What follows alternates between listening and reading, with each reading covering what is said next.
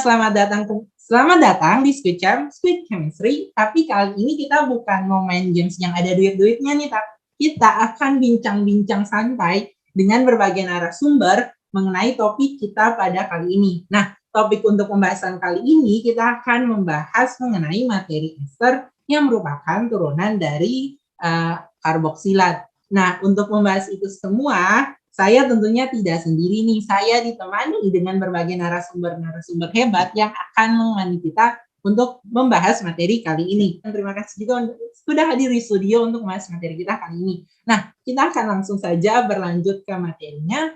Namun, kita kalau misalnya nih bicara soal ester, tentunya nggak afdol kalau misalnya nggak bicara mengenai definisinya. Oleh karena itu, kepada Ibu Siska, saya persilakan waktu dan tempat untuk menjelaskan definisi dari ester.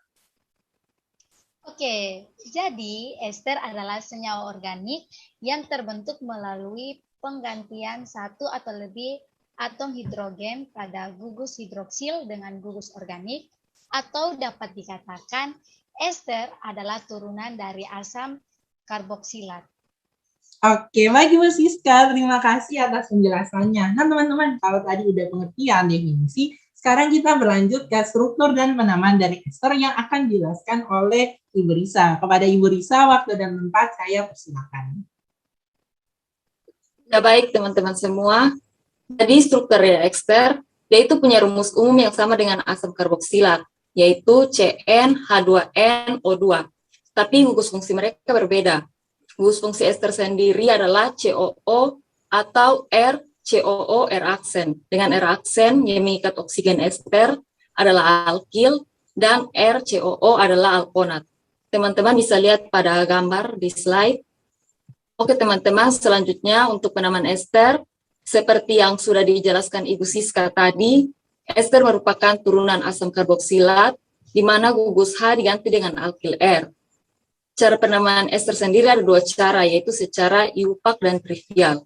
Secara IUPAC, dia itu mengikuti pola alkil-alkanoat. Sedangkan secara trivial, dia memiliki aturan, yaitu pola nama alkil lalu diikuti nama ester. Untuk lebih memahami, teman-teman bisa lihat pada tampilan pada slide. Sekian.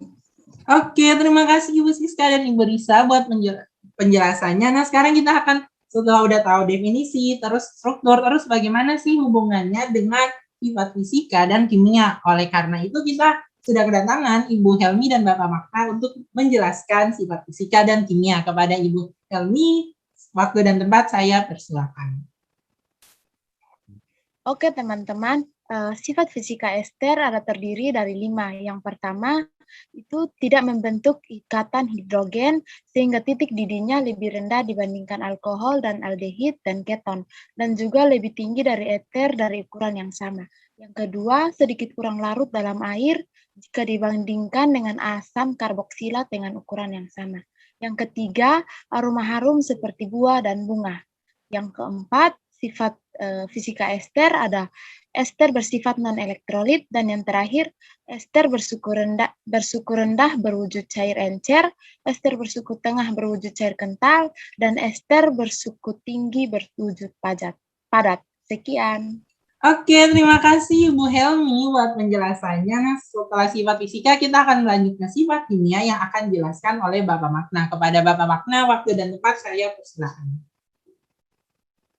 Oke, sekarang sifat kimia ester. Nah, sifat kimia ester ini ada 3. Yang pertama, sifat kimianya adalah lebih volatil atau lebih mudah untuk berubah menjadi gas atau uap dibandingkan dengan asam karboksilat dengan berat molekul yang sama serta kurang reaktif. Nah, mengapa dia bisa lebih volatif? Karena ester ini tidak memiliki ikatan hidrogen. Kemudian, mengapa dibandingkan dengan asam karboksilat? Karena asam karboksilat ini serta ester merupakan isomer gugus fungsi.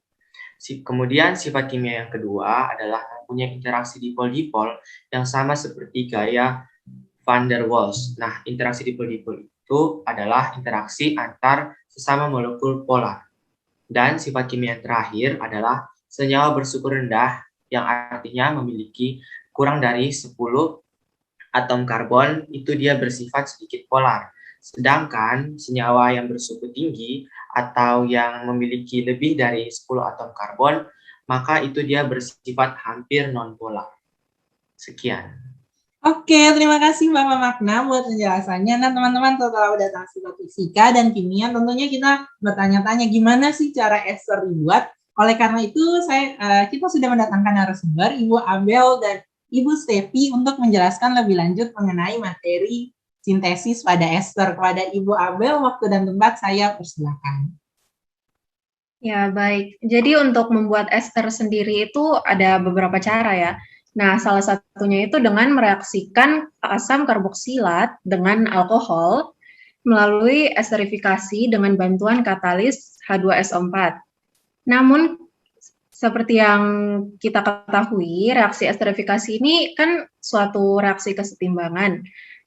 Nah, pada suhu ruang, reaksi esterifikasi ini tidak dapat berlangsung dengan tuntas. Jadi, hasil atau jumlah produk yang dihasilkan itu hanya sedikit.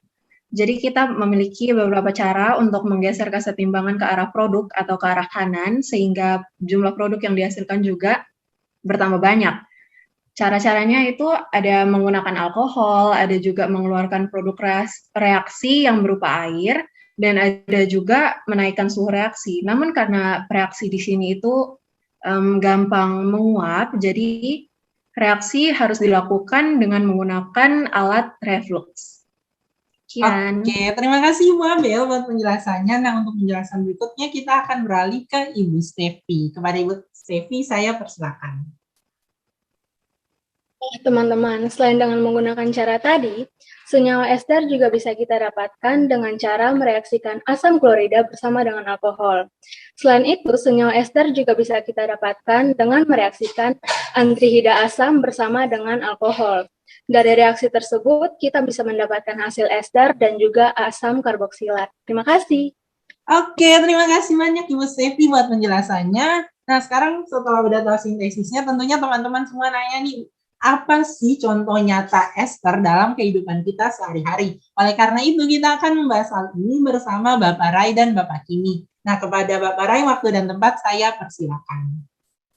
Nah, kegunaan ester itu ada banyak. Yang pertama itu sebagai sari buah-buahan. Ini terbentuk dari ester yang beralkohol suku rendah atau tengah. Nah, ini dapat membuat aroma pisang, buah pir, jeruk manis, apel, dan nanas. Untuk lebih lengkapnya, teman-teman bisa lihat di tabel yang berikut. Yang kedua itu, ester itu dapat dibuat untuk lemak dan minyak. Untuk lemaknya itu adalah ester terbentuk dari gliserol yang asam karboksilatnya jenuh atau memiliki ikatan tunggal, sedangkan untuk membuat minyak itu terbentuk dari ester yang asam karboksilatnya tidak jenuh atau memiliki ikatan rangkap. Berikut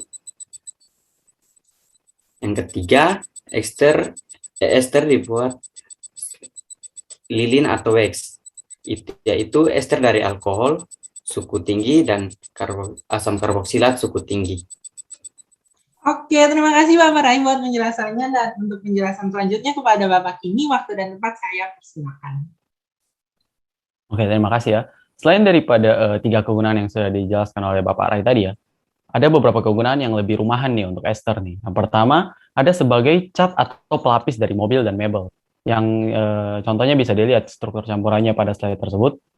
Nah, kemudian untuk kegunaan berikutnya ya, ester ini bisa digunakan sebagai penghapus cat kuku atau kutex. Nah, kemudian juga bisa digunakan sebagai bahan pembuatan sabun, bahkan margarin dan juga mentega. Dan terakhir dalam bidang medis nih, ester digunakan sebagai obat analgesik atau pereda nyeri dan anti peradangan seperti paracetamol dan juga aspirin. Oke, terima kasih Bapak Kimi buat penjelasannya. Nah, teman-teman, kita sudah mencapai ujung dari materi ini. Semoga materi ini dapat membantu teman-teman semua dalam memahami tentang ester dan juga kegunaannya dan juga strukturnya dan dalam kehidupan kita sehari-hari. Cukup sekian pembahasan dari kami. Terima kasih atas perhatiannya. Semangat belajar. Semangat belajar. Selamat belajar. Belajar.